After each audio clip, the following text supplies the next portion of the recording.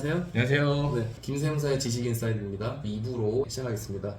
그리고 두 번째. 이건 좀 많이 웃겼어요. 황당하죠? 이거는 진짜 너무. 이것도 제가 뭐 간단하게 한번 전반적으로 설명을 하자면 어떤 상황이 있으면 가업승계입니다. 가업승계 증여세 과세특례를 이제 하기 위해서 근데 탄탄하게 잘 성장을 하던 회사고 아버지가 그분이 연세가 한 60대 초반 정도 되셨던 분인데 아드님이 이제 20대 후반쯤 아마 되셨을 거예요. 어렸죠. 네, 굉장히 어린 상태였고 근데 이제 슬슬 회사에 와서 이제 일을 배워야 될 거 아닙니까? 근데 일을 배우면 원래 제일 이게 주식을 갖고 일을 배우는 것과 이 주식이 없이 일을 배우는 거는 이게 경영 수업에 대한 참여도 자체가 이 집중도가 굉장히 달라지잖아요. 그래서 약간의 주식을 이제 증여를 해서 경영 수업을 좀 시키려고 했는데 여기에서 웃긴 케이스가 발생합니다. 어떤 거죠? 보통은 네. 그러니까 제가 보기엔 이 케이스는 세무사님이 관리하기 귀찮았던 것 같아요. 그래서 우리가 이제 2월 28일 날 시행령이나 이거 다 개정되죠. 그러면 5년 안에 대표이사 또 있어야 되는데 그 전에. 그러니까 귀찮은 거야. 그러니까 5년 또 이거 5년 꼭 지키세요. 5년 뒤에 그러니까 5년이 언젠지도 모르고 그러니까 네. 그냥 빨리 해버리신 게 어때요? 그리고 나서 대표님 상황처럼 네네. 뒤에서 그냥 가르쳐주면 되지 않냐. 그래. 라고 그렇게- 바로 바꾼 거지. 네, 그렇게 보신 거예요. 그렇지. 근데 이제 회사는 혼자 이끌어가는 게 아니라는 거. 그렇죠. 그렇게 바꿔버리니까 당연히 내부 반발이 일어나겠죠. 당장 어느 순간에 바로 아침에 뭐 25세가 내 대표이사야.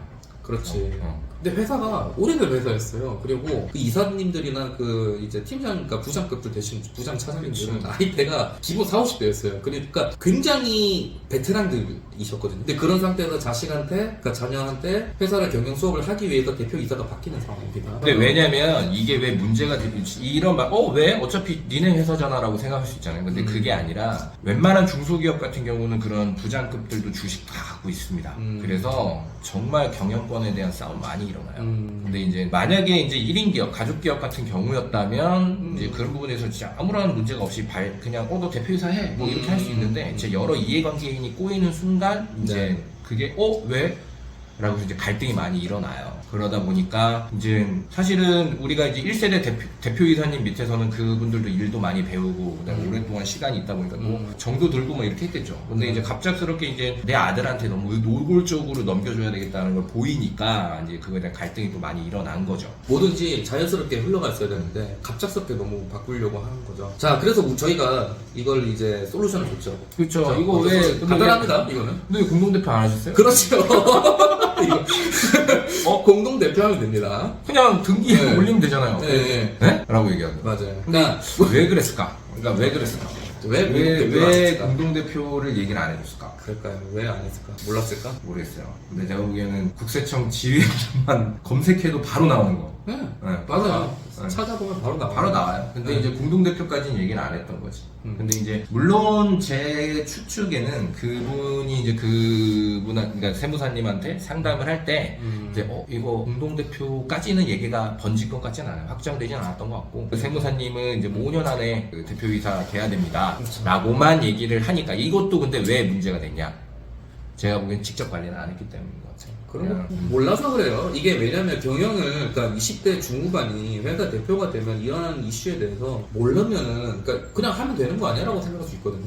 그러니까 이런 거를 이제 흐름대로 가야 되는데, 그렇지 않고 좀 무리하게. 근데 사실 이거 무리한 것도 아니죠. 공동대표 제안을 해도 되자마자 이런 이슈들이 좀 더 안정화됐죠. 바로. 그럼요. 그 회사 같은 경우도. 그래서 공동대표로 해서 이제 찬찬히 이게 제가 보기에는 이제 5년, 3년 이렇게 둔 이유가 그러니까 그 입법 취지는 정확하긴 않겠지만 그래도 이제 좀 그런 거에 대해서 좀 뭐 설득 그러니까 왜냐면 그 중소기업을 경영한다는 것 자체가 여러 이해관계인이 또 같이 얽혀 있다 보니까 충분한 시간을 주면서 이제 좀 설득도 하고 좀 네. 경영 정상화를 위해서 이런 기간을 두지 않았나라는 생각이 듭니다. 맞아요. 네, 그렇죠. 그래서 뭐 저희가 또 전반적으로 얘기할 게 사실 되게 많아요. 뭐 이것뿐만 아니라 사실 가업승계나 관련돼서만 할 얘기가 되게 많고 요거 몇 배나 되고요. 또 우리 앞으로 또 재밌는 이제 세액공제 관련된 거 조세 절차 전략. 근데 조세 절차와 전략 세법만 적용해서 하는 거는 세무사님이시라면 다 해요, 다. 할 수 있습니다. 하지만 저희는 컨설팅이 된다는 거 그리고 사업 관리를 어쨌든 저쨌든 꼼꼼하게 챙기고 봅니다. 세액 감면을 받는다라는 것 자체는 네. 책임을 그만큼 진다라는 거예요. 그러니까 맞아요. 책임감을 네. 그만큼 책임을 지어줄 테니까 너 세금 깎아줄게. 근데 너 그 책임 못하면 다시 회수할 거야. 추징할 거야. 그렇죠. 그러니까 사후 관리를 진짜 중요하게 생각해야 맞아요. 됩니다. 그냥 너 우리 세무사니까 그냥 해주세요라고 하면 안 돼요.